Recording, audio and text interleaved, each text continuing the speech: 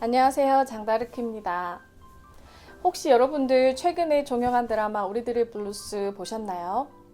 너무 재밌었죠? 네, 마지막에 나오는 메시지가 저에게는 개인적으로 큰 울림을 주었는데요. 우리가 잊지 말아야 할 분명한 사명 하나. 우리는 이 땅에 괴롭기 위해 혹은 불행하기 위해 태어난 것이 아니다. 오직 행복하기 위해 태어났다는 것. 행복하세요. 네, 개인적으로 행복을 되찾기 위해 나르시스트와의 결혼에서 벗어나기로 결심을 하고 이혼을 한 저로서 많은 공감이 되었습니다. 나르시스트와의 결혼 생활을 하고 있는 사람이라면 내 부인이나 남편이 나르시스트임을 인지하고 있던 아니면 아니던 한 번쯤은 이혼을 생각해 봤을 거예요. 하지만 이혼이 모든 상황에서의 정답이 될 수는 없습니다. 그래서 얼마나 심각한 나르시스트와의 결혼 생활을 하고 있는지, 그리고 그 사람과의 생활을 계속해서 이어나갈 자신이 나한테 있는지, 그리고 거기에 따라서 스스로에게 가장 좋은 현명한 결정을 하는 것이 우선시 되어야 할 것입니다. 그런 후에 만약에 이혼을 결정한 사람들이 있다면 이혼 진행 전에 이 영상을 꼭 보시기를 바랍니다.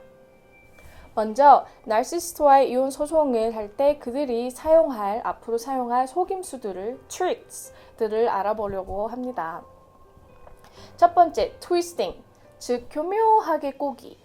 네, 지난번에 나르와의 문자나 이메일에 대해 그리고 그 배틀에 대응하는 방법들을 소개해 드렸었는데요. 네, 그 영상 참고하고 싶으시다면 여기 링크 따라가시면 됩니다. 당신이 문자나 이메일을 통해 했던 말들을 꼬아서 악의적으로 사용할 거예요. 심지어 당신이 그 사람이 아는 다른 사람과 했던 대화조차 그걸 듣고 악의적으로 편집해서 사용합니다. 기억할 것은 이제 당신은 그들에게서 벗어나기로 한 이상 그들에게 아무런 좋은 가치가 없습니다. 그러므로 당신을 나쁜 사람으로 몰아가기 위해서 온갖 수단을 이용할 것이고 이제 그들은 당신에게 그 이상도 이하도 아닌 바로 에너미입니다. 자, 일반적인 이혼을 결정한 커플이라면 합리적인 선에서 합의를 하고 이혼 서류에 사인하고 그래 서로 너도 잘 살아라 나도 잘 살게 하고 보내주겠지만 나르시스트에게는 일어날 수 없는 일입니다. 그들에게는 단 두 가지의 사람들만 존재하기 때문이죠. 자기 편 아니면 적. 네, 적에게 순순히 합의를 해줄 리가 없겠죠. 네, 둘째, obstruction, 방해 작전인데요. 미국의 경우에는 이혼 소송이 시작되면 서로 의무적으로 제출해야 될 재정 서류 같은 것들이 있어요. 한국의 경우에 자세히 어떻게 될지 모르겠지만 아마 비슷한 면이 있을 거예요. 이제 저는 이렇게 소송이 진행될 경우를 말씀드리는 거예요. 네, 나르시시스트들은 이런 서류 하나도 쉽게 제출해주지 않습니다.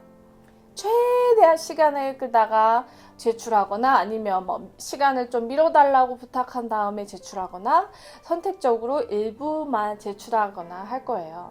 예를 들면 지난 1년치 신용카드 명세서를 제출해야 된다고 가정했을 때 중간중간 어떤 특정 달이 빠져 있죠. 그러면 그걸 다시 다 일일이 체크해야 되는 건 물론이고 다시 변호사를 통해서나 직접적으로 빠진 서류를 달라고 하나하나 짚으면서 이메일을 해야 되죠.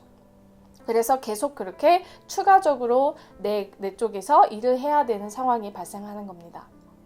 네, 법적으로 제출해야 될 서류를 어떻게 저렇게 할 수 있지라고 의아해 하시겠지만 최종 이혼 공판 때 판사 앞에서만 법적인 제조를 받을 수 있기 때문에 그때까지는 협조도 안 하고 좀 법에 어긋나도 좀 대충 넘어갈 거라고 기대하고 그렇게 행동을 하는 거죠. 어찌 보면 나르시스트에게는 당연한 행동일지 모르겠어요. 네, 세 번째 트릭, 속임수. 법원의 결정에 따르지 않기. 예를 들어 법원에서 자녀를 돌보는 동안 술을 마시지 말라라고 결정을 내렸다고 가정해 볼게요. 그들은 마실 거예요. 네, 들키지 않을 거라고 생각하기 때문에 혹은 걸려도 별일 있겠어 라고 생각하기 때문에 그렇게 하는 거죠. 그래서 객관적으로 내가 내 직장을 때려치우고 그 사람이 술을 마시는지 안 마시는지 감시할 수도 없고 그 집에 들어갈 수도 없잖아요. 네, 이렇게 하지만 때때로는 법원의 결정을 어긴 행동이 들켰을 경우 나중에 추후에 크게 불리하게 작용하기도 합니다. 네, 그들은 거리의 싸움꾼이라고 보시면 돼요. 규칙이나 결정을 어기는 건 당연하고 이기기 위해서 무슨 짓이든 하겠죠. 네, 가능하다면 그들이 법원의 오더를 어겼다는 그런 모든 증거를 남겨두는 것이 좋습니다. 네 번째, 계속해서 합의 꼴대를 움직이는 거죠. 즉, 만약 나르시시스트와 합의 이혼을 진행 중이시라면 계속해서 합의 내용이나 세부 사항 등을 계속 바꿀 거예요. 심지어는 구두상으로 합의한 내용도 막상 서류에 적기 전에 그런 적 없는데, 합의한 적 없는데 라고 발뺌하죠. 결국에는 시간 낭비, 돈 낭비하는 꼴이 됩니다.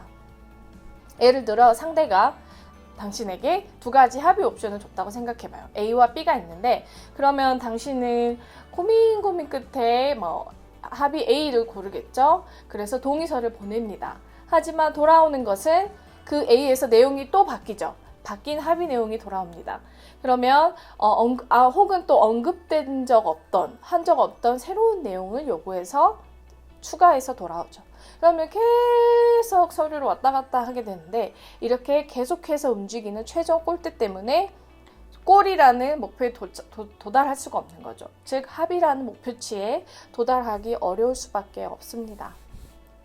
자, 그래서 나르시시스트 배우자와의 원만한 합의를 통해서 이혼할 수 있다는 이런 헛된 희망을 미리 버리라고 말씀드리고 싶어요.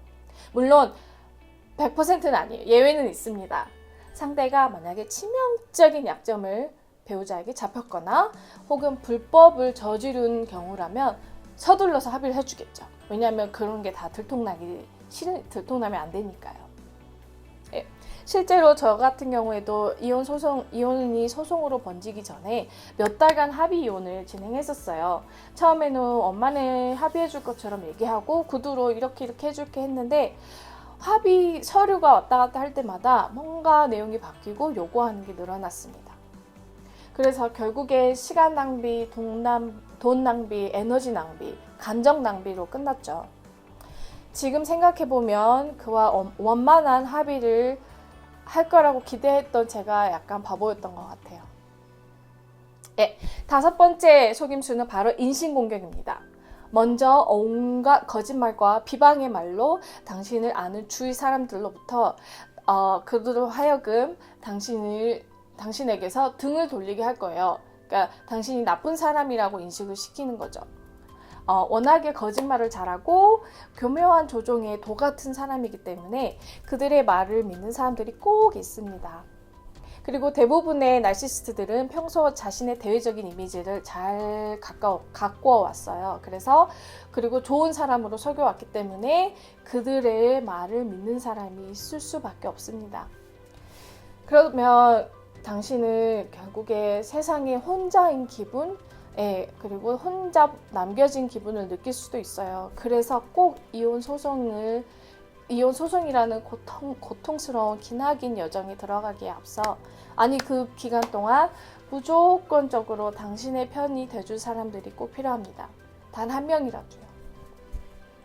네, 마지막 속임수는 바로 threatening, 위협입니다. 당신으로 하여금 이혼 소송에서 질 수도 있고 정말 돈 한 푼도 못 받고 아이도 다 뺏기고 길거리로 쫓겨날 수 있다는 그런 두려움을 주고 위협감을 줄 거예요. 법원 시스템을 최대한 이용할 것이며 흔하게는 당신이 가장 소중하게 생각하는 것을 빼앗으려는 노력을 해서 당신을 겁먹게 할 거예요. 너무 슬픈 것은 그 빼앗으려고 하는 소중한 것이 여러분에게는 종종 자녀라는 거죠. 그래서 이혼 소송이 진행되면서 아이에게는 평소에 관심이 1도 없던 나르 배우자가 갑자기 양육권을 요구하는 일이 흔합니다. 자, 그러면 당신은 이혼 전에 현실적으로 어떤 준비들을 해야 하는 것일까요? 정말 중요하니까 끝까지 영상 시청해주세요. 네, 가장 중요한 거 넘버 1, 문서화하기. 모든 것을 문서화해야 합니다. 즉, 나르시시스트 배우자가 보낸 문자, 이메일들을 잘 보관하세요. 그게 스크린 프린트가 되든 화면 캡처가 되든 이메일을 프린트를 해놓든 어떤 방법이든 잘 보관해두세요. 네, 직접 한 말은 서류하기 힘드니까 최대한 문자나 이메일로 대화하시고요. 싸우거나 불미스러운 그런 일이 있을 때는 혹시 모를 일을 대비해서 녹음을 할 수 있다면 해두시는 게 좋습니다. 네, 두 번째, 이메일을 시작으로 여러분의 클라우드나 온라인 뱅킹 혹은 온갖 가입된 그런 웹사이트 등의 비밀번호 이런 것들을 싹 바꾸세요. 그들은 당신의 약점을 잡기 위해 무슨 짓이든 할 사람들입니다. 셋째, 이혼 통보 및 소장 접수 전에 최대한 많은 현금을 보유하세요. 자, 특히 당신이 돈을 벌지 않는 상황이거나 상대에 비해 현저히 적게 벌고 있다면 혹은 집안 재정에 그런 관리를 하지 않는 위치에 있다면 더더욱이 어떤 수단을 사용해서라도 현금을 마련해둬야 합니다. 일반 사람과의 이혼이라면 원만한 합의를 통해서 이혼이 가능하겠지만 나르시시스트와는 이혼 소송으로 갈 확률이 너무너무 높습니다. 그렇다면 당연히 이혼 전문 변호사를 고용해야 하는데 이 비용이 만만치가 않습니다. 변호사 없이 이혼 소송을 진행하는 건 정말로 계란으로 바위치기이기 때문에 꼭 변호사를 고용할 것을 당부드립니다. 전 그렇게 못했는데요. 오히려 반대로 전 남편이 이혼을 당할 걸 알았는지 이혼 전부터 집안 재정에서 저의 그런 관여를 서서히 끊어갔어요. 예를 들어 기존에 공동 계좌를 가지고 있었는데 그 계좌를 이사를 핑계로 없애더니 생활비를 제 개인 계좌로 보내기 시작했어요. 그 말은 즉 저는 더 이상 우리의 그 공동 계좌, 가정의 돈에 접근을 할 수가 없었던 거죠. 그리고 또 공동으로 가지고 있던 공동 명의의 신용카드가 있었는데 그걸 없애는 거예요. 그리고 자기 개인 신용카드를 만들더니 나는 어떻게 이랬더니 그냥 내 거 써 이러더라고요. 그래서 아니 저 같은 경우는 미국에서 쌓은 신용 점수가 낮아서 신용을 쌓아야 되는 상황이었고 그래서 스스로 신용카드를 만들 수 없는 상황이었어요. 그래서 아니 내 이름으로 된 신용카드도 하나 만들게 이렇게 코사인이라고 사인해줘야 되거든요. 배우자가. 그렇게 좀 도와줘 했더니 내가 널 어떻게 믿어? 카드를 얼마나 긁을 줄 알고? 라고 하면서 그런 말도 안 되는 핑계를 대면서 해주지 않더라고요. 네, 결국 별거 이유로 따로 모아둔 현금 한 푼 없이 진짜 저는 전적으로 그 사람이 주는 생활비에 의지해서 살아야 됐고 당연히 이혼 소장이 접수되고 하면서 생활비가 급속도로 줄어들고 정말 쥐어짜면서 살아야 했어요. 안타깝지만 이혼 소송은 돈이 많이 드는 절차이고 특히 나르 배우자와의 이혼은 정말 더 길고 힘들고 비용이 많이 드는 마라톤이 될 것입니다. 가능하다면 3개월 이상 지낼 수 있는 생활비도 마련해 두는 것이 좋습니다. 아마 생활비를 끊는 확률이 거의 90%가 넘으니까요. 마지막으로 구체적인 계획 세우기. 자, 이혼 소송 중에 당신은 혹은 당신과 자녀들이 같이 어디서 지낼지, 그리고 어떤 돈으로 지낼지 계획을 세워두셔야 합니다. 만약에 이혼하는 배우자와 같은 집에서 지내야만 한 상황이라면 어떻게 할지, 그리고 따로 살 수 있다면 또 어디로 가서 지낼지 그런 것도 생각해 두셔야 하고요. 생활비는 어디서 마련할지, 만약에 이사를 나올 계획이라면 아이 양육은 또 어떻게 나눠서 할지 구체적으로 꼼꼼히 따져서 최대한 많은 리서치 찾아보시고 조언을 구해서 구체적인 계획을 세워두셔야 합니다. 한 분의 예를 들자면요. 그분은 나르시시스트 남편을 피해서 아무런 계획 없이 집을 뛰쳐나왔다고 해요. 하지만 지낼 곳도 마땅히 없고 생활비도 없는 상황이고 그래서 할 수 없이 다시 집으로 돌아가야 했다고 합니다. 그때부터 이제 남편의 보복이 시작됩니다.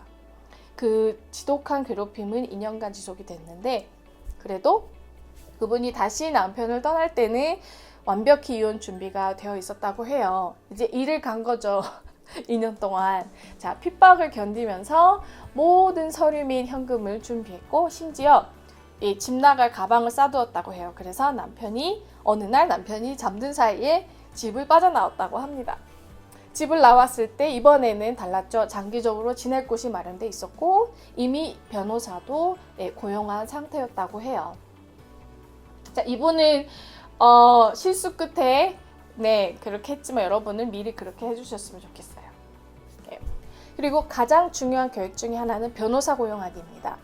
나르시시즘을 이해하는 그런 변호사, 당신의 편에 서서 같이 싸워줄 그런 변호사를 고용하는 건데요. 나르시시즘을 솔직히 완벽히 꿰뚫고 있는 변호사를 찾는 건 힘듭니다. 주위에 그런 사람 변호사가 얼마나 있겠어요.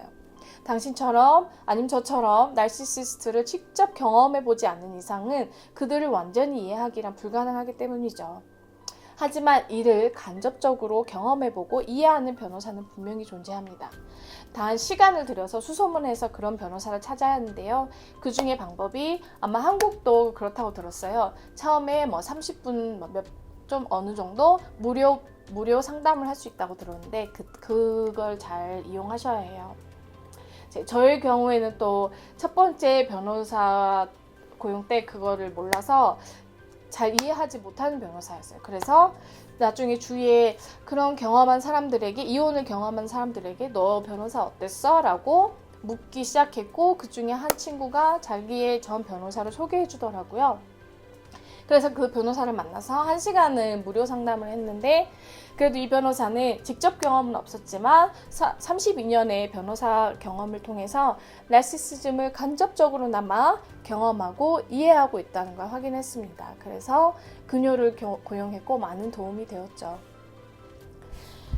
나르시시스틱한 관계에서 피해받고 있는 사람들의 커뮤니티가 또 있을 거예요. 그 사람들과 적극적으로 소통하길 추천합니다. 예를 들어 장다르크의 유튜브 채널이 좋은 예가 되겠죠? 만약에 나르시시스트 배우자와 이혼을 한 경험이 있는 사람들 모임이 있다면 정말 최선이 되겠죠.